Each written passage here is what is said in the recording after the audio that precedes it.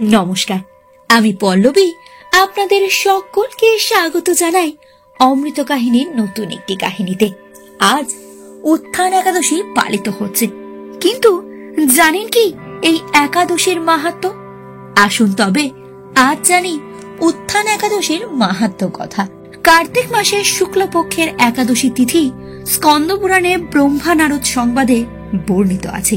মহারাজ যুধিষ্ঠির বলেন, হে পুরুষোত্তম, কার্তিক মাসের শুক্লপক্ষের একাদশীর নাম আমার কাছে কৃপা করে বর্ণনা করুন।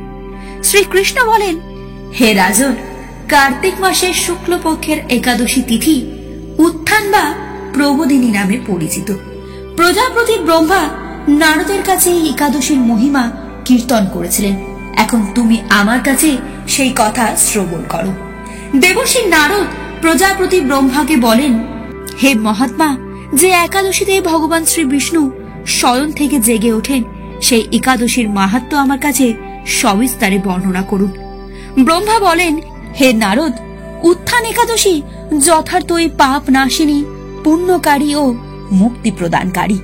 এই ব্রত নিষ্ঠা সহকারে পালন করলে 1000 অশ্বমেধ যজ্ঞ ও শত শত রাজসূয় যজ্ঞের ফল লাভ হয়। জগতের দুর্লভ বস্তুর প্রাপ্তির কথা কি আর বলবো। এই একাদশী ভক্তিপরায়ণ ব্যক্তিকে ঐশ্বর্য, প্রজ্ঞা, রাজ্য, সুখ প্রদান করে। এই ব্রতর প্রভাবে পর্বত প্রমাণ পাপ ও রাশি বিনষ্ট করা যায়। যারা একাদশীতে রাত্রি জাগরণ করেন তাদের সমস্ত পাপ ভস্মীভূত হয়। শ্রেষ্ঠ মুনিগণ তপস্যার দ্বারা যে ফল লাভ করেন, এই ব্রত উপবাসে তা পাওয়া যায়। যথাযথভাবে এই ব্রত পালনে আশাতীত ফল লাভ হয়, কিন্তু অবিধিতে উপবাস করলে স্বল্পমাত্র ফল লাভ হয়। যারা এই একাদশীর ধ্যান করেন তাদের পূর্বপুরুষেরা স্বর্গে আনন্দ করে। এই একাদশী উপবাস ফলে ব্রহ্ম হত্যাজনিত ভয়ঙ্কর নরক যাতনা থেকে নিস্তার পেয়ে বৈকুণ্ঠ গতি লাভ হয়। অশ্বমেধ যজ্ঞ দ্বারা যা সহজে লাভ হয় না, তীর্থে স্বর্ণ প্রভৃতি দান করেও যে পূর্ণ অর্জিত হয় না, এই উপবাসে রাত্রি জাগরণের ফলে সেই সকল পুণ্য অনায়াসেই লাভ করা যায়। যিনি সঠিকভাবে উত্থান একাদশীর অনুষ্ঠান করেন তার গৃহে ত্রিভুবনের সমস্ত তীর্থ এসে উপস্থিত হয়। হে নারদ, বিষ্ণু প্রিয়তমা এই একাদশী উপবাসের ফলে সর্বশাস্ত্রে জ্ঞান ও তপস্যায় সিদ্ধি লাভ করে তার চরণে মুক্তি লাভ হয়।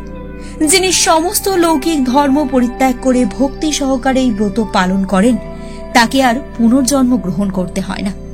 এমনকি মন ও বাক্য দ্বারা অর্জিত পাপ রাশিও শ্রী বিষ্ণুর চরণে বিনষ্ট হয়।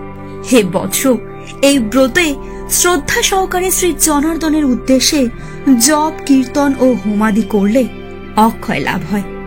যারা উপবাসের দিনে শ্রীহরির প্রতি ভক্তি সহকারে দিন যাপন করেন তাদের পক্ষে জগতের দুর্লভ বলে আর কিছুই নেই। তীর্থে স্নান, দান, জপ, হোম, ধ্যান আদির ফলে যে পুণ্য সঞ্চিত হয়, উত্থান একাদশী পালন না করলে তার সমস্তই নিষ্ফল হয়ে যায়। হে নারদ, শ্রীহরির পূজা বিশেষ ভক্তি সহকারে করবে, তা না হলে শত জন্মাতীত পূর্ণ বিফল হয়। হে বৎস, যিনি কার্তিক মাসে সর্বদা ভাগবত শাস্ত্রাদি অধ্যয়ন করেন তিনি সর্বপাপ মুক্ত হয়ে সমস্ত যজ্ঞের ফল লাভ করেন। এই মাসে শ্রী বিষ্ণুর নাম, গুণ, রূপ, লীলাদি শ্রবণ, কীর্তন অথবা শ্রীমদ্ ভগবত আদি শাস্ত্রগ্রন্থ পাঠের ফলে শত শত গোদানের ফল লাভ করা যায়। অতএব হে মুনিবর, কার্তিক মাসে সমস্ত গৌণ কর্ম বর্জন করে শ্রী কেশবের সামনে হরিকথা শ্রবণ কীর্তন করা কর্তব্য। কোন ব্যক্তি যদি ভক্তি সহকারে এই মাসে ভক্ত সঙ্গে হরিকথা শ্রবণ কীর্তন করেন তবে তার শতকুল উদ্ধার হন এবং হাজার হাজার দুগ্ধবতী গাভী দানের ফল অনায়াসেই লাভ হয়। এই মাসে পবিত্রভাবে শ্রীকৃষ্ণের রূপ গুণাদি শ্রবণ কীর্তনে দিন যাপন করলে তার আর পুনর্জন্ম হবে না। এই মাসে বহু ফল, মূল, ফুল, অগুড়, কর্পূর ও চন্দন দিয়ে শ্রীহরির পূজা করা কর্তব্য।